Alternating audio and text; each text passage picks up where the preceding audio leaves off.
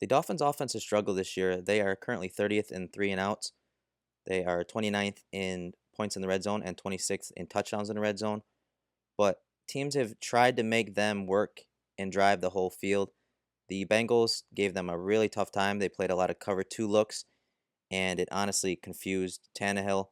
And the Bengals didn't really blitz much. They just rushed four most of the game, played a lot of cover two looks, and forced Tannehill to make reads versus zone coverage, and he struggled.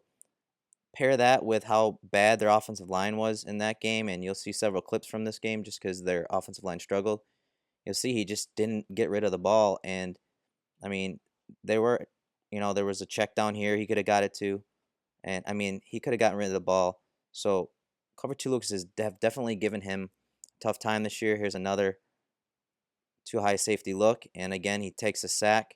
Again, this isn't all on him, but getting him to hold that ball that extra split second by playing coverage when they want to, dump it down underneath to Landry and others can help our front four get pressure on Tannehill.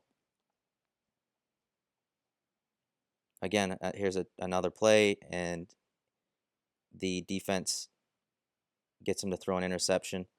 Too high safety look. And what happens here is you'll see these two defenders. This corner's reading the number two receiver here, and you see them come together as it looks like man to Tannehill probably. But what ends up happening is those defenders drop into zone, and this hook the curl defender undercuts the pass and picks it off.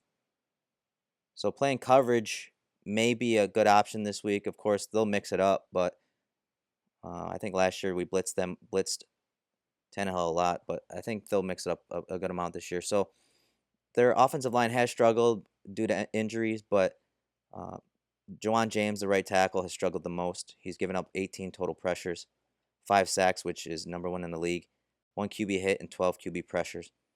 And in this game, he just absolutely struggled. And I'm sure if you watch the game, you've seen these plays before, and he, for some reason, goes outside. There's no one out there that's going to blitz or anything, and he just blows his assignment, and obviously Tannehill's sacked. Now, their offensive line as a whole is one of the worst in the league. They've given up 72 total pressures, which is the sixth most in the league, 13 sacks, 13 QB hits, and 46 QB hurries. So you can see why Tannehill has struggled. He's actually one of the higher, one of the most accurate quarterbacks in the league right now, but he hasn't had time.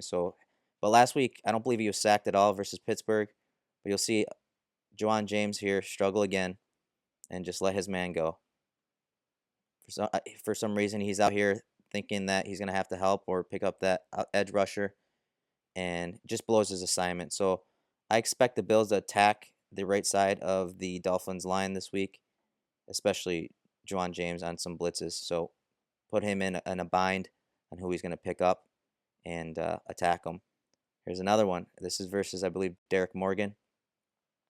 Not bad form, good kick slide, but then Morgan converts that speed from the wide alignment, converts that into power, and James is unable to even engage him and lock on.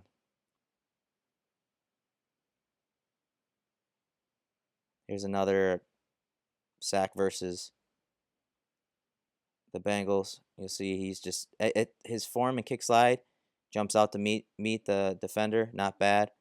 But then you see Dunlap swat his hands away, and he doesn't have the strongest hands, isn't able to lock on, and Dunlap comes in and causes the fumble.